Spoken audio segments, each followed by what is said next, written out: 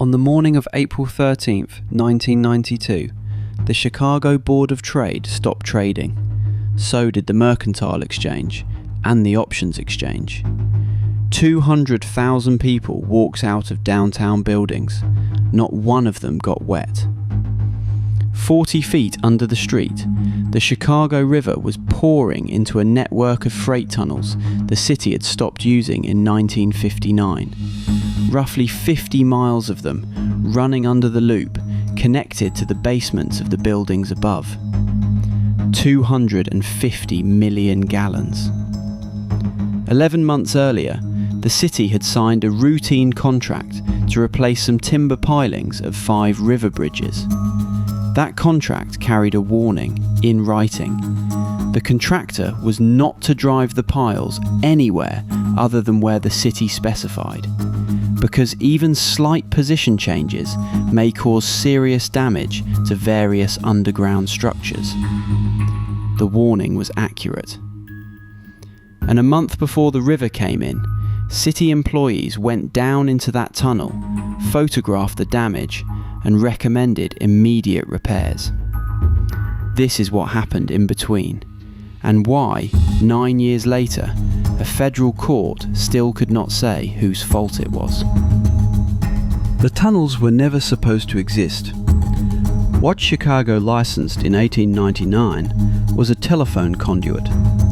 The plan on file called for tunnels packed with cable, with a maintenance crawlway 6 feet by 14 inches. What got dug was 7.5 feet high and 6 feet wide, egg-shaped, walls 10 inches thick, floor 14.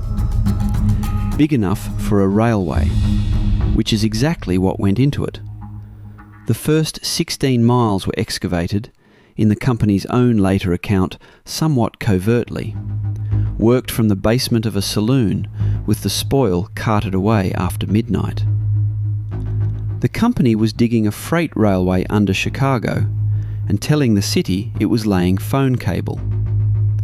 In 1903, it renegotiated the franchise to allow what it had already built. By 1914, about 60 miles of tunnel had been dug. The figure usually quoted by 1992 is closer to 50, hauling coal, ash, mail and freight on a 2-foot gauge electric railway. And it took 71 electric pumps to keep the water out of them. That is worth holding on to. From the day they were dug, these tunnels wanted to fill. Here is the part that matters later. The tunnels didn't just run under the buildings, they ran into them. 19 elevators to private customers, 5 public freight stations, connections into basements and sub-basements all over the loop. Trucks won. The railway shut down in 1959 and the assets sold at auction for $64,000. But the tunnels didn't close. The city took them over, and from the 1970s leased them out to utility and telephone companies to carry service lines. So when people say Chicago forgot about the tunnels, that isn't quite right. The city owned them. The city rented them out. They were on the plans. May 1991. The city contracts with the Great Lakes Dredge and Dock Company to pull and replace the timber piling clusters that protect bridge piers from boat strikes. 5 bridges. One of them is Kinsey Street. The work is done from the water. 2 barges under tow by a tug, one carrying pilings, one carrying the crane that pulls the old ones and drives the new. And the contract says this: the contractor shall not drive the piles at any other location than that specified by the city, because even slight position changes may cause serious damage to various underground structures. If the contractor ignores that, the contract says, the contractor pays to fix what it breaks. The city wrote down the hazard before anyone touched the river. Then, at Kinsey, the work runs into a problem that isn't in the contract. The old pilings sit too close to the bridge tender's house to pull them cleanly. Something has to give. The new pilings go in a few feet from where the old ones were. By September, Great Lakes reports the work complete. According to the lawsuits that followed, the pilings at Kinsey had gone in at a location other than the one the contract designated, and the pile driving broke, weakened, or overpressured the wall of the tunnel running underneath. Hold that word. According to the lawsuits. Everything I just described is what the plaintiffs alleged. It is the accepted account of what happened down there. It has never been the finding of any court. Keep that in your pocket. It becomes the whole ending. The tunnel does not fail. Not yet. For months it weeps. And what comes through the crack is not river water, it's mud, river silt and clay squeezing in under pressure. That distinction is the whole engineering story. Clean water means an open path to the river. Muddy water means the riverbed itself is still plugging the hole, and the plug is slowly washing away. It is a countdown, written in the colour of the water. Over that winter, telecom crews working in the tunnel notice it. They report it to the city, and they hand over a videotape, footage of men standing thigh-deep in water in a tunnel under the Chicago River. By February, the city has been notified, and during March and early April, in the words of the Illinois Supreme Court's own recitation of the case, city employees inspected the tunnel, photographed the damage, and recommended immediate repairs. That sentence is not from a newspaper, it's from the opinion. 12 inches of water had been discovered standing in the tunnel. So the repair goes out for bid. By one later estimate, fixing it promptly would have cost around $10,000. Bidding takes time. Who should do the work? The contractor who did the pile driving? The city's own crews? Or somebody new? If somebody new, on what terms? Each of those is a reasonable question. Each one takes days. And this is the part that is genuinely hard to sit with. Nobody in this story is asleep. The leak has been found, it has been filmed, it has been photographed by the city's own people who have written down that it needs fixing immediately. It is inside a live procurement process. The system is working, forms moving, quotes coming in, an inspection on the calendar. Contractors are booked to go down and look at the tunnel on April 14th. A court would later put the interval plainly. The wall collapsed approximately 2 months after the city was placed on notice of the tunnel's condition and need for repair. 2 months of correct procedure. Somewhere under the river that week, the clay finishes moving. Before dawn on Monday, April 13th, staff at the merchandise mart find 2 inches of water in the basement and call the fire department. By the time the firefighters arrive, it is 2 feet. It is on its way to 38. A radio reporter named Larry Langford gets the call that morning and files the line that Chicago has repeated ever since. Fish are swimming in the basement of the mart. Then it moves outward, building by building, along the connections that were the whole point of the system and that were still on the city's maps. City Hall, the Federal Reserve. 14 buildings end up with 25 feet of water in their sub-basements. At Marshall Fields on State Street, 3 of the 6 sub-basements fill completely, and the store's famous clock stops at 7:14.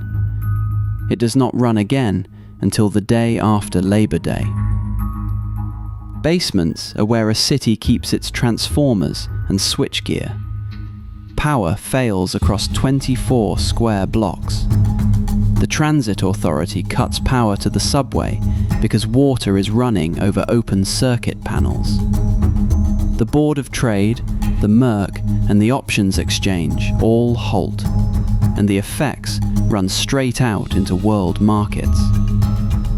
200,000 people are evacuated. The next day, the governor declares the loop a state disaster area. The day after that, the president declares it a federal one. And on the surface, the streets are dry. In the words of one reporter who covered it, a flood in which nobody above ground got wet, a catastrophe without casualties, where damage to property was hidden, in basements submerged, inventory ruined, and business lost. Nobody died. The bill ran, by different estimates, from $300 million to $2 billion. The first plan is inflatable bladders, pigs, flown in from California and pushed into the tunnel to seal it from inside. The current is too strong. They can't get them in. So they go from above. Caissons are drilled down through Kinsey Street. 5-foot pipes are lowered 40 feet into the tunnel. Sandbags go down one, then gravel, until the flow stops. Then concrete down the second. Ask a Chicagoan about the flood, and many will tell you the city tried to plug the river with mattresses. The engineer, who has monitored these tunnels for the city for 20 years, says it plainly. They brought them, but they never used them. Nothing was thrown into the hole. For the record, it wasn't a stupid idea. Mattresses were used in the Second World War to slow flooding in torpedoed ships. Then, the water has to go somewhere. The dewatering is run out of the mayor's office, and most of it is pumped into Chicago's deep tunnel system. To do it, crews cut new manholes in the street. The Army Corps of Engineers finishes on May 21st, having pumped 134 million gallons out of the basements of the loop. That's the engineering. Now the part that actually decides who pays. The day after the flood, Mayor Daley fires his transportation commissioner, John LaPlante, the man who knew about the leak and had put the fix out for bids. 7 other city workers are dismissed. James McTeague, the electrical technician who chased the leak down and warned his supervisors, is one of the people who loses his job. LaPlante's explanation was this: I didn't get the feeling we had an immediate emergency. If I'd known how serious it was, I would have gone on and done it and taken care of the billing later. Not a cover story. A man saying he misread it. Then the lawsuits start. Enough of them that 2 people in Evanston start a bi-weekly newsletter just to track the litigation and charge $400 a year for it. Great Lakes goes first, and it goes somewhere nobody expects.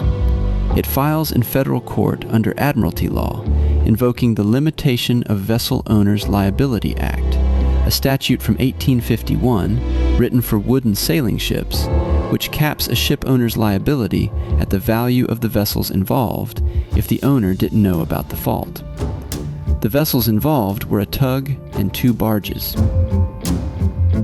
In 1995, the Supreme Court agrees that admiralty jurisdiction applies. Justice Souter writes it.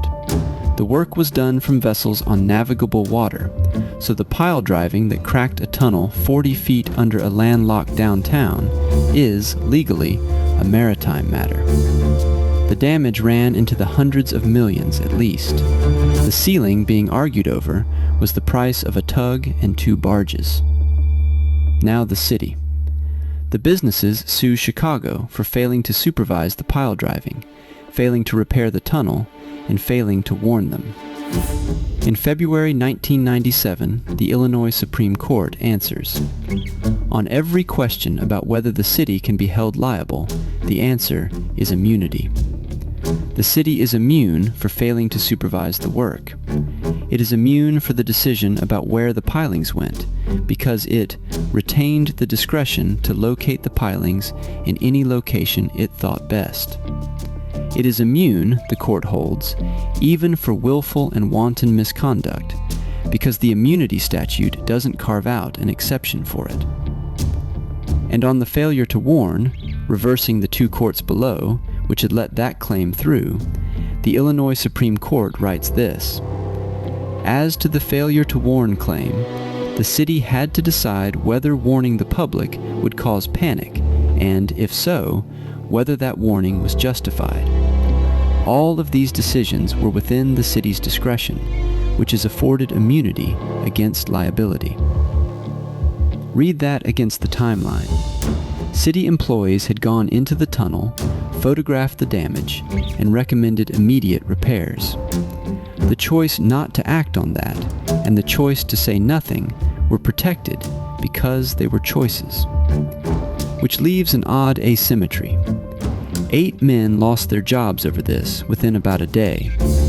The institution they worked for was, in the end, immune. One justice, McMorrow, dissented in part. She did not believe the legislature ever intended to immunize willful and wanton misconduct. She was outvoted.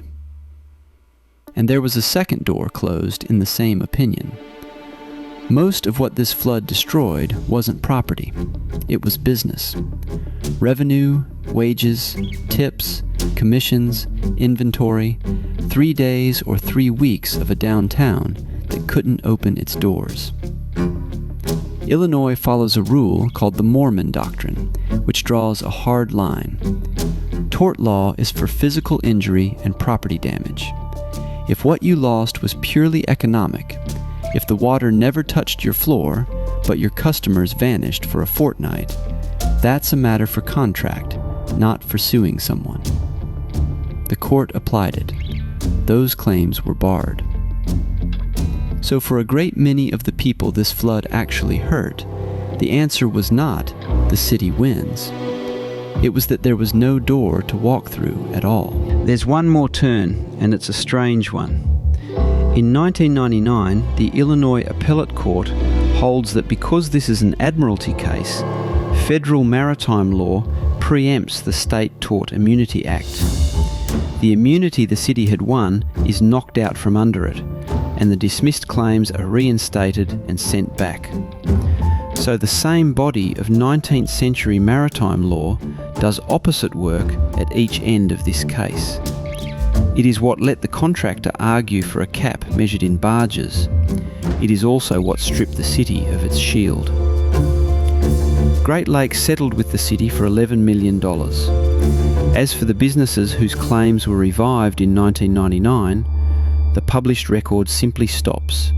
No further ruling on the merits was ever handed down. There was one more argument, and it is the most below-grade detail in the whole affair. Insurers and policyholders fought over a single word.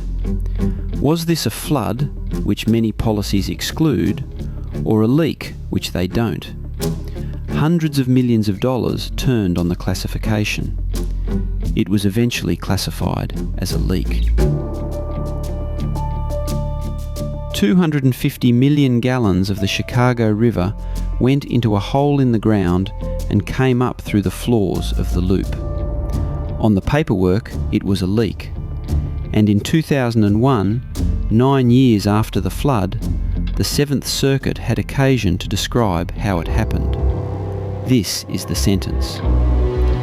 Because of Great Lakes' carelessness, poor maps or other directions provided by the city, or a combination of events, Great Lakes drove dolphins into the riverbed. Carelessness, or bad maps, or some combination.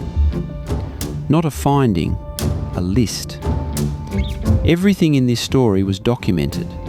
The hazard was written into the contract before the work began.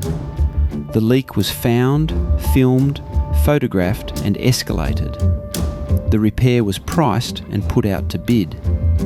There is a paper trail from end to end, and no court ever determined what caused the flood. James McTeague, the technician who tracked down the leak and told his supervisors it could flood the loop, was fired for it. He sued.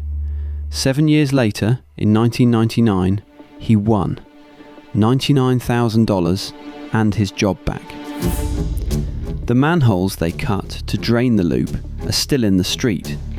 You walk over them, and the tunnels are still down there, roughly 50 miles of them, 40 feet under the city, still carrying its cables, still connected to the basements.